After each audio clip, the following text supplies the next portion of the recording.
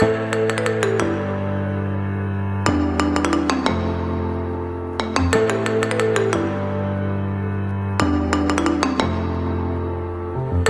guys, so don't mind the mess or the creaky bed. I've been trying to organize everything.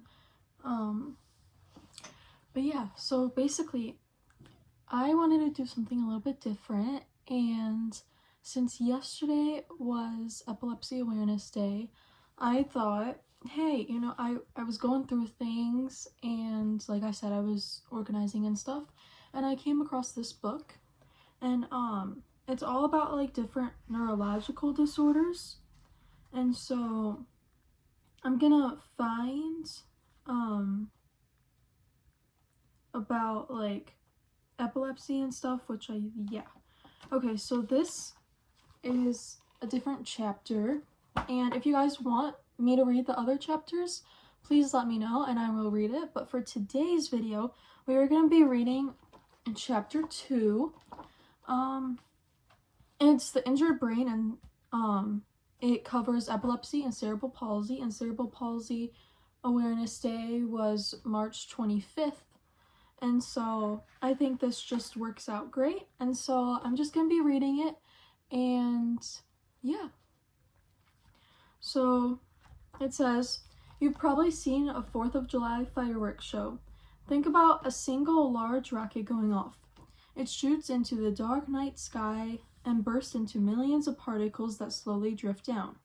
That's one way to think of a set of nerve impulses going off in the brain. Now think about a fireworks display where dozens of different fireworks are shot off at the same time, different colors, big booms, noisy flashes of light. If each one of those were a set of nerve impulses, that's like epilepsy. The fireworks are beautiful and exciting to look at, but would you want that to happen inside your brain? Chances are no. In a normal brain, millions of tiny electrical charges pass from the nerve cells, to all parts of the body in an orderly fashion. When cells in the brain suddenly start firing off at a rapid and irregular rate, a seizure happens. You can think of a seizure like a huge fireworks display or an electrical storm in the brain. The term seizure disorder is often used instead of epilepsy. You may know someone who has seizures. About 2.5 million people in the United States alone have epilepsy. It is a disorder that often first appears in early childhood. 1 out of 5 people with epilepsy develops it by age 5, and half of all sufferers get it by age 25. Although doctors know many things that can cause epilepsy, in about half of all cases, no specific cause is ever identified. In some cases, a premature or difficult birth can be the cause. In others, genetics or infections may be the reason. Other times, seizure activity can be traced to fevers, especially with babies and young children, brain tumors, strokes, and trauma. Chemical imbalances such as lead poisoning, low blood sugar, and withdrawal from drugs or alcohol can also trigger seizures. The type of seizure a person experiences depends on which part of the brain is having the abnormal electrical activity.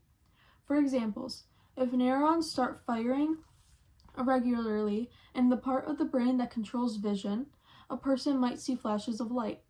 Seizures are broadly classified as partial seizures, where only one part of the brain is affected. So simple partial seizures, one part of the body loses normal function. For example, there can be jerking of a hand that progresses to the entire arm. Smells, flashes of light, or a repetitive motion like lip smacking may be present. In complex partial seizures, a person may become confused, have hallucinations, or completely lose consciousness. Then there's generalized seizures.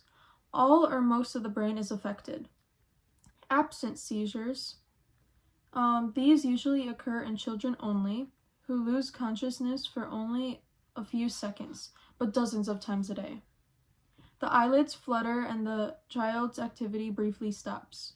Many children don't even realize they're having absent seizures.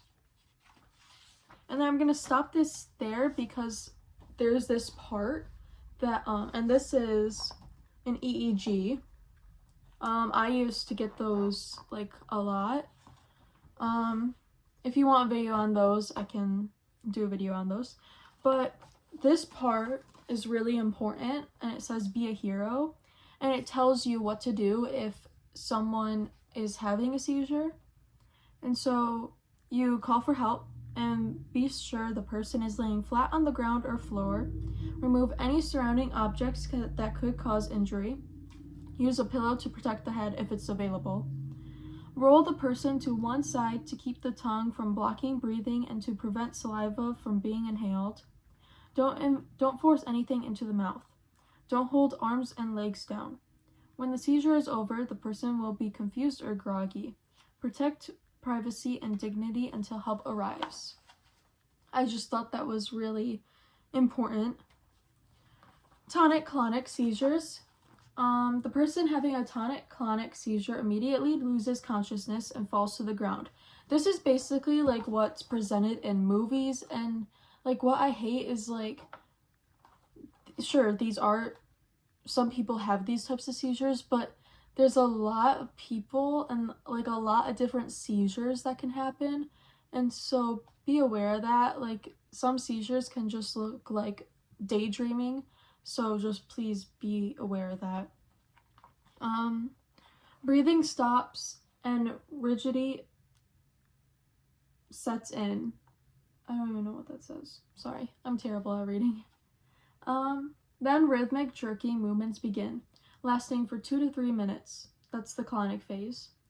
The person may lose bladder control during the seizure and will be confused and tired when it's over. A doctor may suspect epilepsy if someone has a pattern of seizures over time. In EEG, I know like how to say it, but like I can't pronounce it like I know the word, but we're just gonna use EEG. Helps to confirm the diagnosis. During an EEG, electrodes are placed on the head and connected to a machine that measures the brain's electrical activity. Dozens of medications are used to help control seizures. Many patients have normal lives with the proper medication. And so these can all be affected by epilepsy. If you want, I can go into more detail at some point. And then it just talks about seizure alert dogs. And then we're on to cerebral palsy. Okay, so I don't have cerebral palsy, but a lot of people I know and love have it, so I feel like this is really important to share. Okay, so cerebral palsy.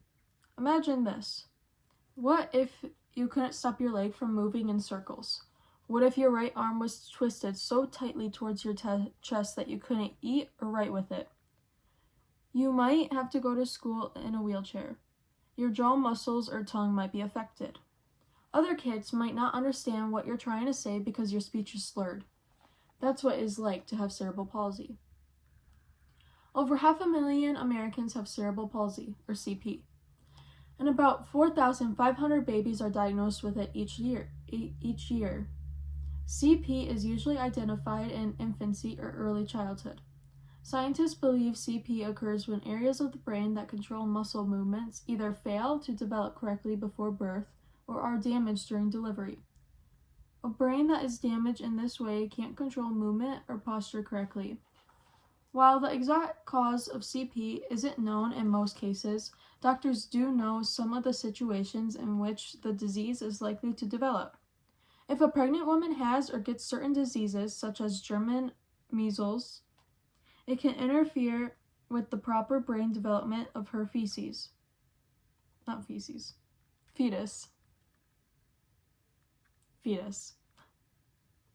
Complications during delivery, such as shortage of oxygen or prolonged difficult delivery, can also cause damage to the brain, which can result in CP.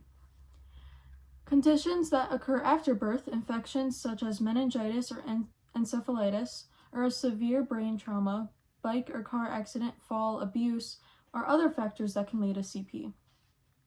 I didn't know that. Parents of children with CP may notice that their babies don't crawl or turn over as early as other babies. Some babies will have muscles that are rigid and stiff. The muscles of others may be too relaxed or even floppy. Doctors classify CP into 4 brain center movement disorders. Spastic CP. So I know someone that's really close with me with this one. About 80% of CP patients have this type, in which muscles are stiff and contracted. If arms are affected, writing and eating will be difficult. When legs are affected, they may turn in and cross at the knees. See, I don't want to mispronounce it because, here. If anyone knows how to say that, please tell me, because I don't want to say it and then have it be wrong. This type is characterized by uncontrolled, slow, twisting movements of hands, arms, or legs. If the face is affected, eating or speech problems may develop. Again, I don't know how to say that one. Number 3, if you guys can see it. I don't know how to say that one, if you guys can help me with that one. People with this form have poor balance and coordination, and tremor may be present in hands or feet. And then there's mixed forms. Some patients have a mix of symptoms, most often a combination of spastic and, number 2, movements. CP can also cause other medical problems. While most people with CP have little or no mental impairment, 1/3 are seriously impaired. About half of all children with CP have seizures. Some have growth problems and suffer from excessive drooling, poor bladder control, and partial vision or hearing. Children with CP often get help in a number of ways. Physical therapy helps to prevent muscle weakness. It also controls muscle contractures, permanent shortening of the muscles, that can be severely disabling. Occupational therapy is another kind of therapy for people with CP. This therapy helps to develop the motor skills needed for daily activities, such as eating and dressing. For people whose CP is affected by the face and neck, speech therapy helps to develop clear enunciation and word formation. And that is it. If you guys want me to read more, I would love to read more. And yeah, so I don't know how many chapters are in this book. But yeah, so we will be covering more of this if you guys want it.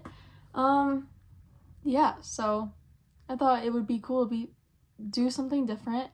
And yeah, sorry for my words getting mixed up in this whole video. It's insane. But love you guys, and I hope you guys have a great day and a great spring break if you're on it. And yeah, bye guys. #Diva Squad, and bye.